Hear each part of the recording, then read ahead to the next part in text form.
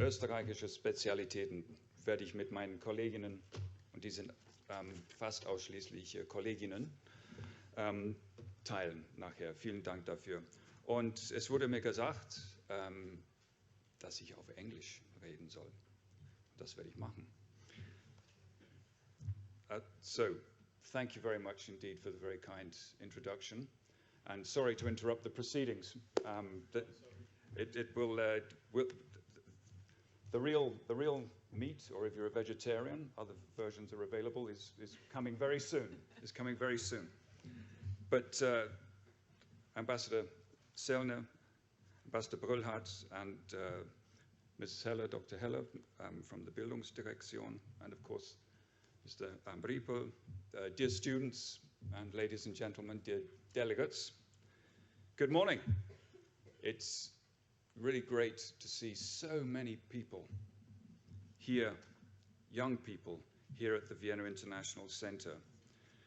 Now we support around the world, the United Nations, hundreds and hundreds of Model United Nations conferences.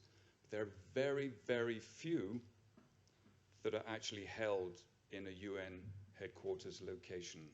So it's fantastic to have you here, and I know that you're going to make the most of that additional flavor and atmosphere of being really at the United Nations in one of the conference rooms where decisions are made and to make the world a better place and discussions are held.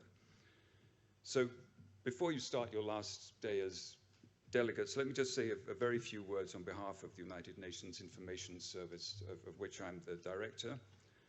And as I say, it's really wonderful. It's a pleasure and a privilege to have such a fantastic group of enthusiastic young people here at the United Nations. We need enthusiasm. We need youth. Look at me. I'm very old. So I really admire your commitment and your enthusiasm to enhance your knowledge on some of the major challenges that we face as an international community. And in fact, I think you're just being here and having got so far through the negotiations, the discussions that you've had over the past 2 days, that's already a big achievement. So big, I think you need to give yourselves a round of applause.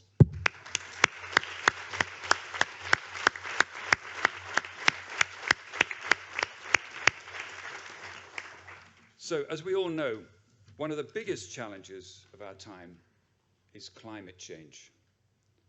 We need to think critically about the way we produce our food, for example. And what does a sustainable diet look like? I was already speaking about meat and vegetarian. Technological advances of the fourth industrial revolution might help us to find at least some of the answers to this question. But we'll need to work across a variety of sectors to ensure the benefits of all the other aspects of this revolution are enjoyed by everyone. Now, the point I'm trying to make here, jumbling up these different ideas, is that the themes that you have chosen for your Model United Nations conference, such as digital warfare, genetic engineering, space debris, global diet, these are spot on, and not only that, they are really intertwined. And as you discussed these topics over the past 2 days, you touched upon many of the 17 Sustainable Development Goals, our blueprint for a better future for everyone on a healthy planet. And we have until 2030 to implement these goals and to get the job done. And it's no secret that we are off track in many areas. We are off track. And we need to work much harder to get that job done.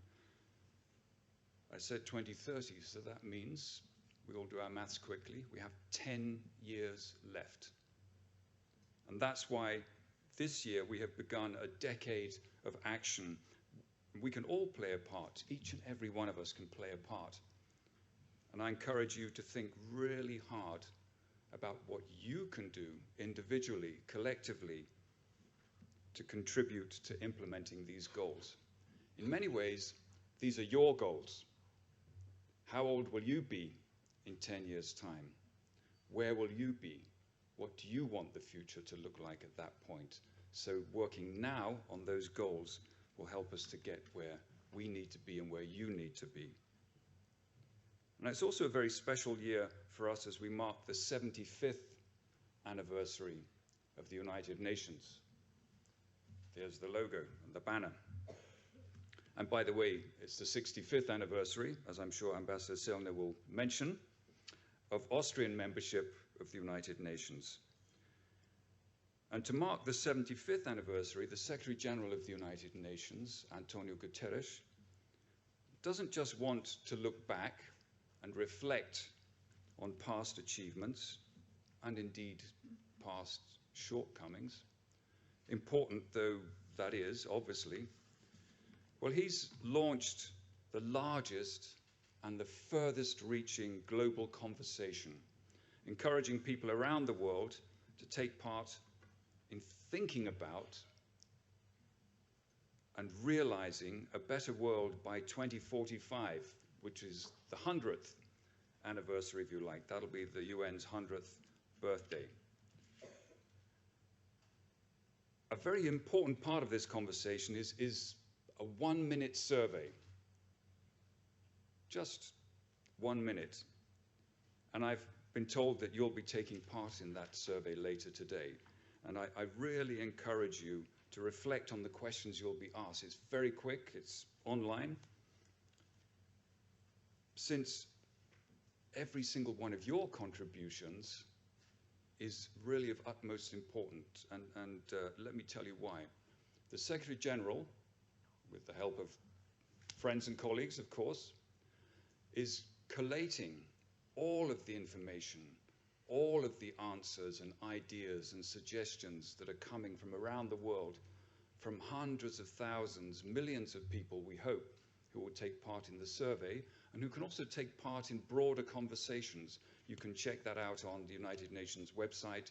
Just look for the page that tells you about the 75th anniversary, and you'll see more. The point here is that your voice can be heard and should be heard, so that when the Secretary General speaks to all of the countries of the United Nations, 193 countries of the United Nations in September in New York, he is equipped with what you think about how the future should look. And let me just quote what the Secretary General said in his New Year's message, very short.